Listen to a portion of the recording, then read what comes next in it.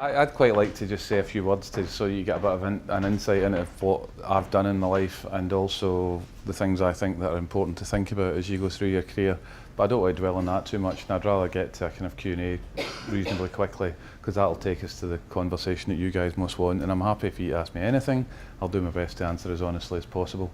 I mean, my background is, as you probably can tell from my dulcet tones, I'm a Glaswegian. Grew up in Glasgow, went to Glasgow University. I was the first of my family to go to university, and I basically didn't really, I don't ever remember making a choice of what subject I did or which university I went to. I went to the closest university to do the subject I was best at, which was maths, and I stayed at home, so that's quite a boring start to my sort of life in a sense. But you know, I did that, and then as I got towards the end of my university years, I had no idea what I wanted to do. And I have to say, I've often reflected back, if somebody had said to me in my final year doing maths, that I would have ended up on the group executive committee of a food retailer, I would have found it pretty bizarre. Of course, that is where I did end up, but that's the changing landscape of the world we live in. When I was leaving university, I was thinking about what to do. I thought about either doing a PhD or some other kind of professional exam, and actually an actuary came to the university and talked about the actuarial exams and said it was quite hard and it was well respected, and I quite liked the guy that spoke, which I think is a theme of my life. If I like people, I'm more likely to be influenced by them, and I decided that's what I was going to do. So I went to Standard Life, which is an Edinburgh-based company. So having lived in Glasgow even through university, I decided I was going to kind of break out into the big bad world, but I didn't want to go too far, so I went to Edinburgh, and I started, and I always remember my first day at Standard Life at lunchtime. I went for lunch with three guys who were between 5 and 8 years older than me, who were all still doing the actuarial exams. And I remember going back to my desk on that very first day, and I thought, I'm either going to get through this stuff in the next few years, or else I'm going to give up, because I'm not going to be one of them doing it for the rest of my life. And I ended up doing it quite quickly, so that was a good outcome. I've actually really never worked as an actuary, which is weird. In fact, I was at the Actuarial Institute the other night chairing a panel discussion, and I'm conscious that even though it's technically my profession, insofar as that's what I qualified as, it's not something I've ever used in anger, if you like. But I think it has helped me, and I'd like to talk a wee bit about the importance of education and qualifications, but it's given me, it's a kind of imprimatur of something that people will assume that you must be able to do certain things if that's what you've done.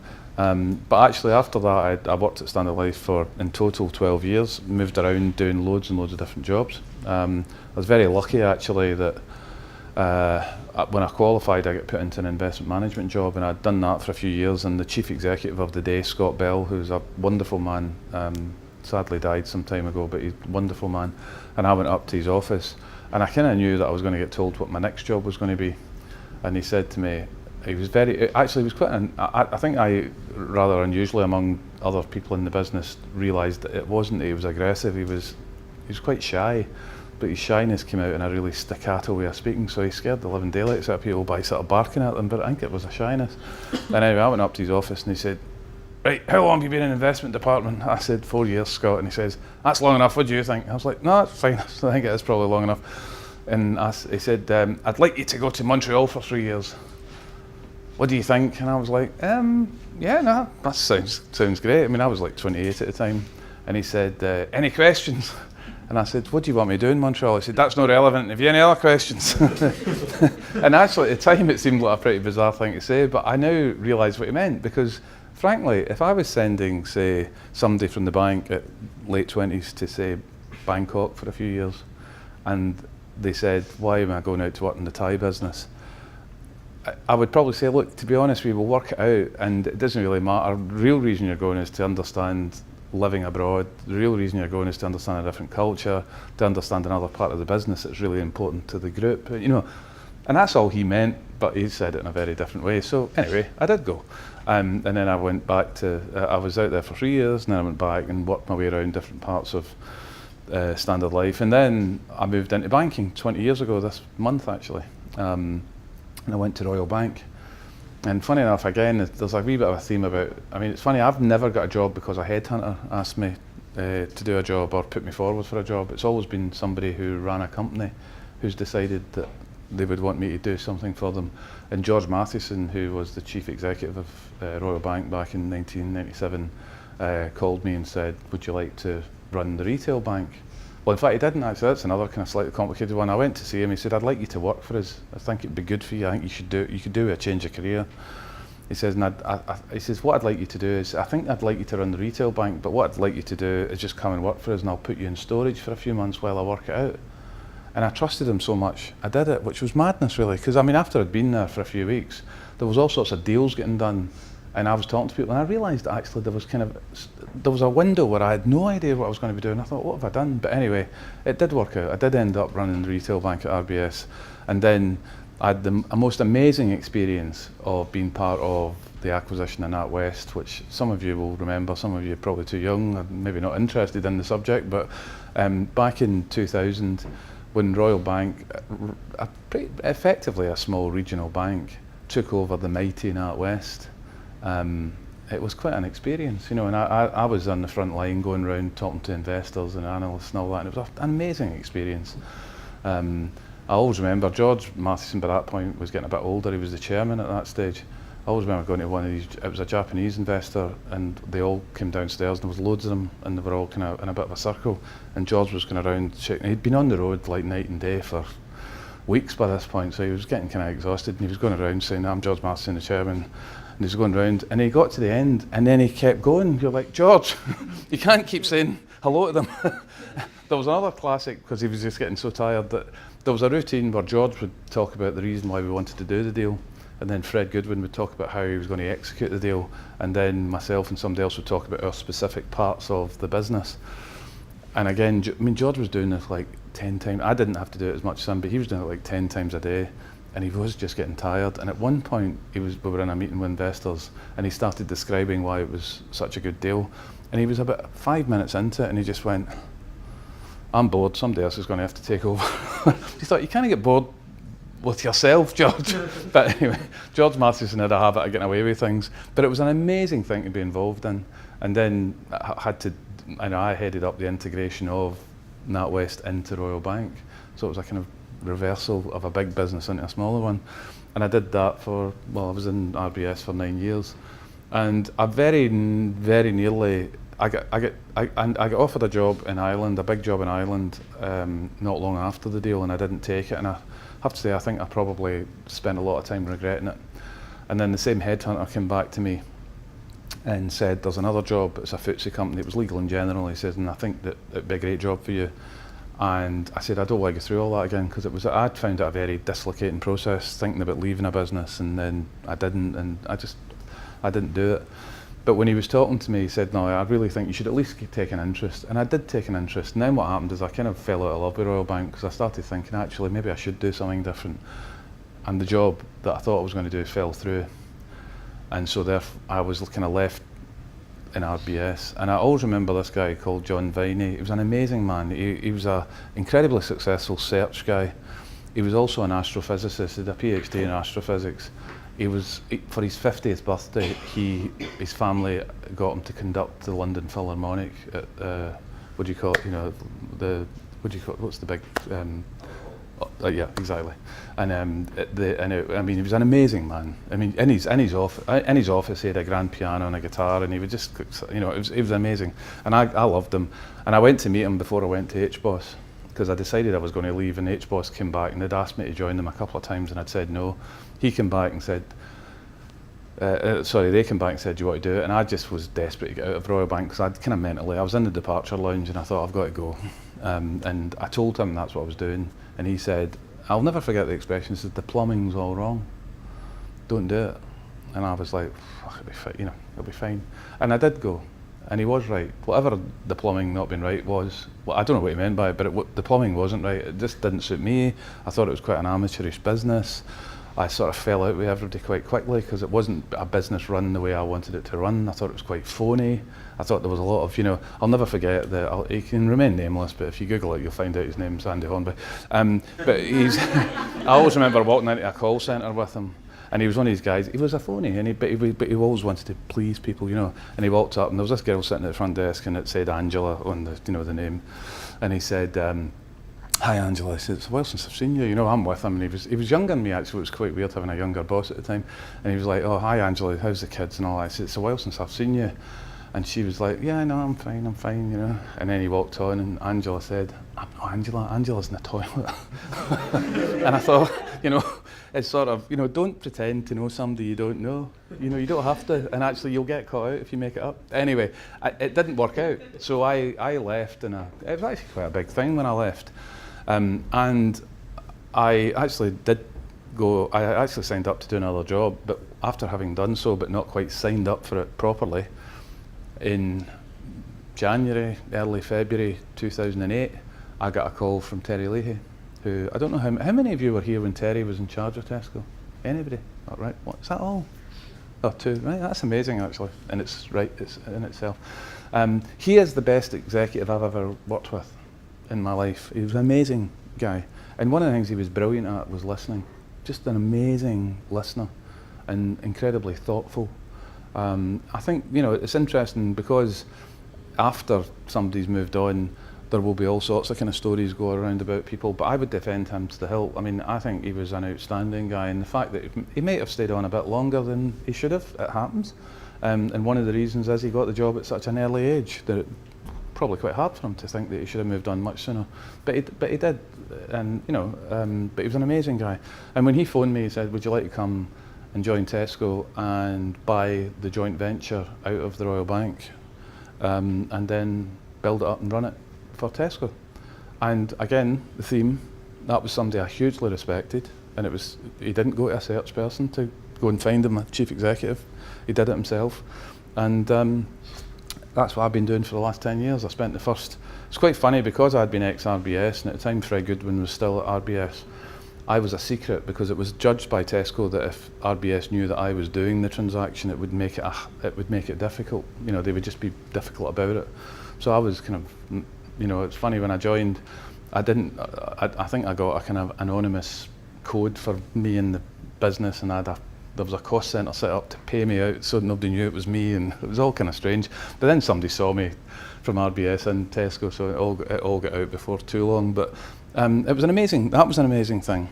And actually doing the transaction itself was great. But then once we'd finished the transaction, I inherited 150 people in Edinburgh, no premises, no IT. I mean, it's quite a weird thing because it was most startups. In my career, in other businesses I've been part of or businesses I've dealt with, when they have a startup of a new kind of business, what happens is they all wear sort of black suits and white shirts and think they're dead trendy, and they have spreadsheets that show that in future they're going to be dead successful, because it's dead easy with a spreadsheet. You just put in big numbers and it all looks great, but they've not done it, and then there's all the hard work, and quite a lot of them fail. In my case, I inherited a business that had 5 million customers, that had an amazing brand, Tesco, but had none of the infrastructure to run a bank. And so it was the most curious situation to start with. You're trying to build a business that is a business. And actually the journalists, for example, had no idea of that. So they were saying, what are you going to do next? And I was like, what am I going to do next? I'm actually going to build a bank to do what we do today. And we spent 3 years doing that. And you know, there was bumps in the road, there were great times. I mean, I'll never forget the day that we switched 3 million customers from Royal Bank to ourselves on credit cards. We do 1 in 8 credit card transactions in the UK every day. I remember sitting up at night, we were doing it at sort of 3 in the morning on a Monday morning, so it was Sunday night going into Monday morning. I remember in Glasgow where all that stuff was going on, and I sort of went to my bed with a few glasses of wine, I'll admit, thinking I'm either going to be tomorrow going to have the laziest day of my life because it'll be fine, or I'll be on Radio 4 apologising because it's been cocked up. It was kind of the best thing to do with that is just drink caffeine. You know, just make sure at least you'll be relaxed in the morning, one way or the other. But anyway, it did actually. Interesting enough, it went very, very well. But even though it went very well, the little bit that went wrong, because of the sheer scale of the numbers and the impact, the small amount of stuff that went wrong ended up with loads of collateral damage. You know, so you just thought, goodness me, if it had gone really badly, what would it have been? I mean, it would have been colossally bad. And you know, I've spent now the last 10 years in Tesco, and I've been doing the group strategy job for the last few years. I've also been heading up the diversity agenda for the group. mainly focused on the UK activities, in fairness. And I have to say, one of the things that I would say about Tesco is that it's given me an insight into a business that is very, very different from the world I grew up in of banking and insurance. And the thing that makes it very different is that customers shape the sector. Customers shape the outcomes. If customers are not happy with food retailers, they tell them immediately. If customers are looking for things that they don't get, they go somewhere else immediately. They don't hang about. Whereas in banking, there is a kind of sense that, you know, actually the banks are all the same. It's kind of there's not a lot of transparency. So in the end, the customers don't shape the banking sector. The banks choose for themselves what they want to look like, but you can't do that in the Tesco world. You've got to respond to customers. It's too sharp-edged, and I think by doing that and being part of that, I've learned a lot. I've learned a lot more about how to think about customers and how to think about how you. So it's been great to basically transport, if you like, what I've learned in Tesco in the core business into what I've been doing for most of my career. I mean, I'll just say a few more words and then I'll maybe take questions from you. I mean, if I think back about the things that mattered most to me, care about qualifications. You know, you spend a long time, if you spend time trying to get a qualification or something, whatever it might be, do your best to do your best, because it sticks with you and it's worth doing it right. The other thing is try your best to be yourself. I mean, I do think I sometimes sigh when I hear, you know, the corporate world becoming so kind of vanilla flavoured, and even the corporate speak, you know, it becomes like verbal wallpaper where everybody's just using expressions. Nobody's speaking English, you know, they're just their heads up here and line of sight on that, and a big bill there and a wee bill there, and you know, I mean, it's just like, could somebody just speak English to me for 5 minutes? The next thing I'd do is I'd take as broad an interest in things as you can. I do think that having interest in different parts of your life, whether it be reading books, and I mean, I've probably gained more from reading sort of novels than I have from ever reading business books, because novels are about the human condition and business is about the human condition, and you do learn a lot. And I think taking a broad interest, it's amazing how I think one subject can inform another. And actually, I think the big thing about stretching your mind in different ways is that you end up, it's just like it's the intellectual equivalent of a physical thing where you're getting fit, and actually forcing yourself to think about things helps you think about whatever else you've got to think about next, whether it's work or something else. So I'd encourage that.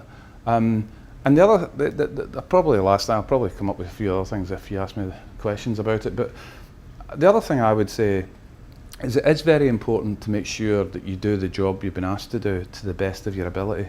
One of the things that depresses me most if I'm interviewing people is that it becomes very self-evident that they're not interested in the job that they're applying for, they're interested in some job beyond it. And the only way you'll get better at what you do is to focus on the outputs of that job and make sure you get good at it, because what happens in the process of doing that is you learn things that stick with you forever. And there'll be a time in future when, I always remember when I was at Standard Life, the finance director who kind of sponsored or mentored me, not in the way that we talk about it now where it was formal, it was just somebody, he liked me and he helped me.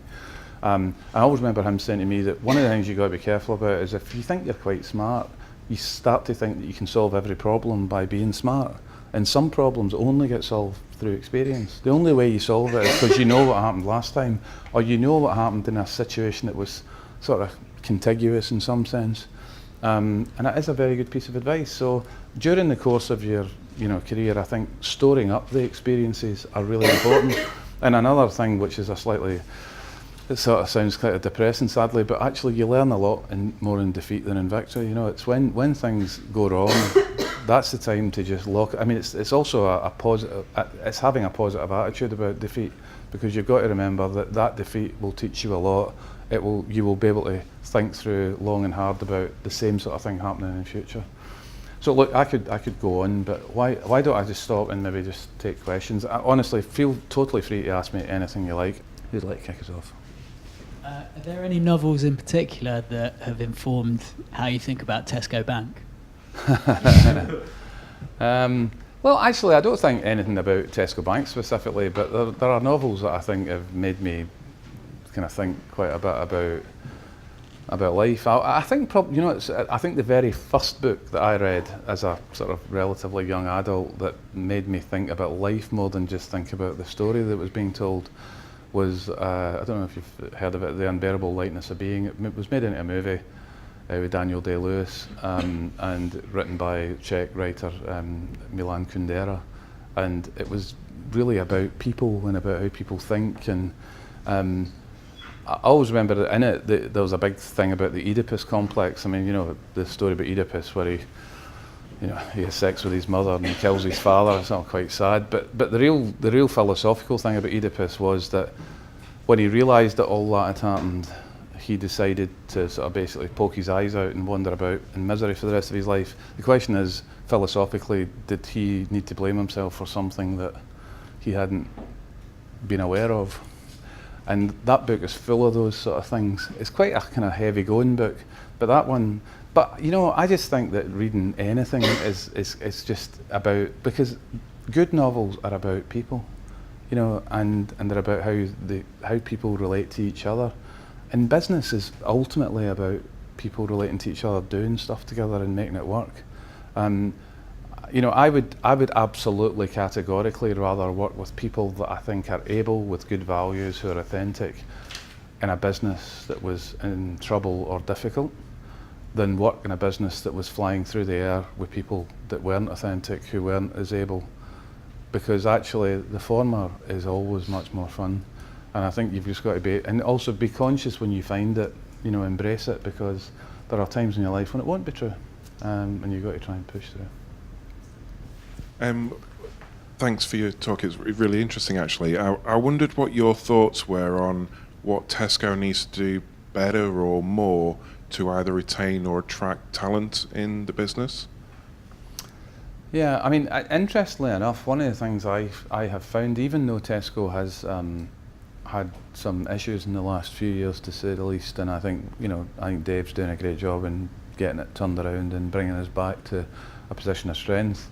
One of the things I've been very struck by is that Tesco's brand in the employment market is still very, very strong. So, for example, people who leave Tesco, having worked here for however long, will the employment world, whether it be other employers or the search community, would judge that having Tesco on your CV is a very strong sort of feature. So in a sense, I think that signifies that we must be doing something right. But look, at the end of the day, it's interesting, yesterday at the bank board we were talking we had a session on data analytics, which is a big thing for the bank, but it's a big thing for every business. And one of the issues that we're dealing with is that there's a very high level of attrition, because it's very easy to get another job in that sector. And whilst obviously what people get paid is a big part of it, giving people fulfilling jobs that they are given the elbow room to do is really important. And I think I think one of the things, it's interesting, when I joined Tesco, I remember once or twice people aren't here now, but pretty senior people would talk to me in a way that suggested that I'd come from a very bureaucratic world of banking into a world of minimal bureaucracy, which was Tesco, which was just baloney. I mean, there's a difference between informality and bureaucracy. Tesco's, and it's not Tesco, it's the nature of the industry, is less formal around governance and things perhaps than a bank that's very regulated. But Tesco can be very bureaucratic. And so I think one of the things that I would say is that we've got an amazing array of jobs that would excite people and give them something to do and grow with and develop with the jobs. We just need to make sure that we don't allow the scale of the institution, if you like, or the scale of the organisation to get in the way of people being able to get on with those jobs. And some of you will have examples yourself where that might have happened. I still see some of that happening. I think it's also important that we've got a real clarity of thought about how we prioritise what needs to be done. I mean, one of the things I've learned in the last while, in the strategic sense, is that one of the hardest things to do in terms of strategy, and this relates to the question about how fulfilling jobs are, is to decide what you're not going to do, what you're not going to be. Because it's very easy to say what you're going to be in a way. You just say, we're going to be good at this, going to do that. You know, actually saying we're prepared not to be good at that, we're prepared not to do that, and then you start to get clearer prioritisation of the activity. And I think that underpins the opportunity for people to get on with a fulfilling and developing a developmental job, and you know, bring themselves to a different place. So I mean, there is so much going on in this organisation. It should be, and I think it is, an amazing place for people to join. But we just got to watch we don't allow the scale to get in the way.